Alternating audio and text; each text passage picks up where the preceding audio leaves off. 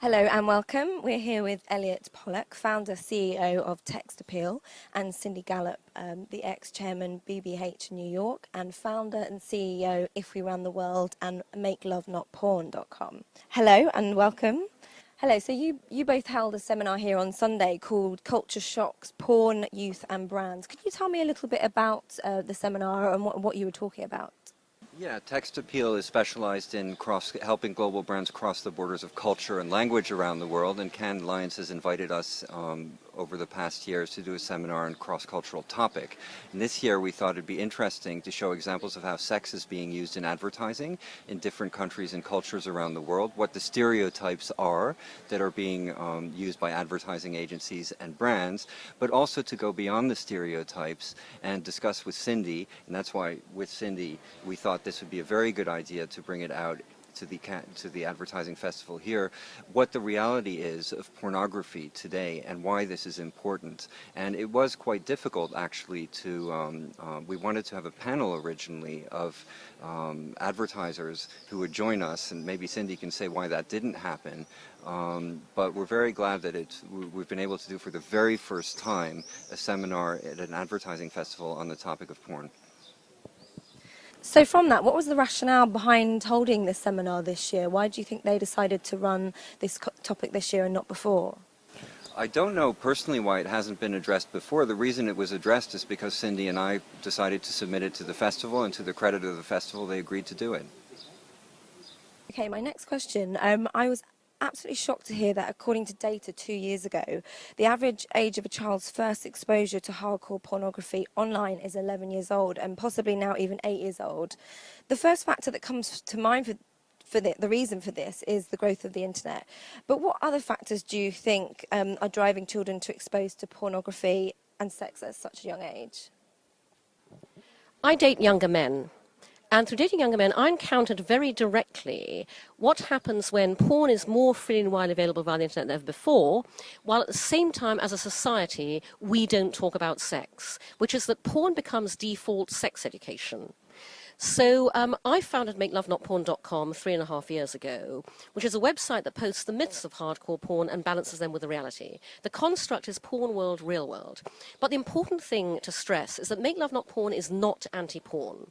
I'm pro-porn, I watch it myself. The issue I'm tackling is not porn. The issue I'm tackling is the complete lack in our society of an open, healthy dialogue around sex and porn, which would then allow people to bring a real-world mindset when they view artificial entertainment. My entire message with Make Love Not Porn boils down to talk about it. That's what I exhort everybody to do, because that is the answer to the creeping ubiquity of porn, and it's also what I want the advertising industry to do in order to really understand the consumers they're addressing today and how to encourage a healthier, more open approach to sexuality and relationships. So do you think it's a good thing or not that more brand messages are becoming more sexualized? It's really important to stress this is not about sex in advertising. The examples Elliot showed on Sunday of ads that use sex are absolutely driven by the pornification of culture and the manifestation of what we don't talk about in all sorts of ways within entertainment, TV, and ads. Actually, what I'm really exhorting the industry to do is to understand people better and to understand the impact of this on our consumers, because currently planners never, sit down and discuss their target audiences as, we talk to 8 and 24-year-old males and this is what they do, and by the way, they're watching between 2 to 6 hours of porn day and night, and this is the impact it has on their relationships and how they think about women. Nobody ever does that. And until we do, we won't be treating sex in the same way that we do any other form of consumer behavior, which is a perfectly natural, healthy thing that everybody does, and acknowledge that in the way that we craft communications that reflect a healthier perspective on it. So what action would you like the people who came to your seminar to take after listening to what you had to say at your seminar? In that sense. I gave the audience at Cannes on Sunday a number of directives, but the one I'll highlight for you guys is the new creativity is female-informed. So the majority of advertising is targeted at women because women are the majority purchasers or the majority influencers of purchasers across every sector. Women form the majority of users of social networks. Women are the majority people expressing themselves as digital personas online. Yet the majority of advertising targeted at women is created in our industry by men. And here at Cannes, the majority of decisions as to what creativity is effective and should be celebrated are made by men. If you look at the jurors and the lineups and hunt very hard for the women within them.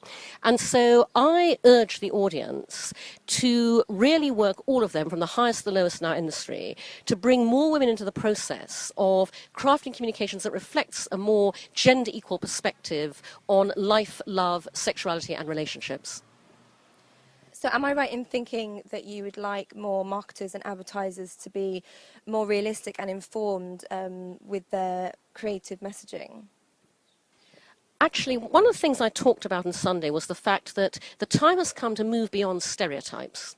Stereotypes have been the bread and butter of our industry for far too long, and they have outlived their usefulness. The new creativity is about real, and about actually making people feel a relevance and an empathy that is often missing in advertising that defaults to stereotypical depictions, like a lot of the ads that Elliot showed that are using sex in advertising.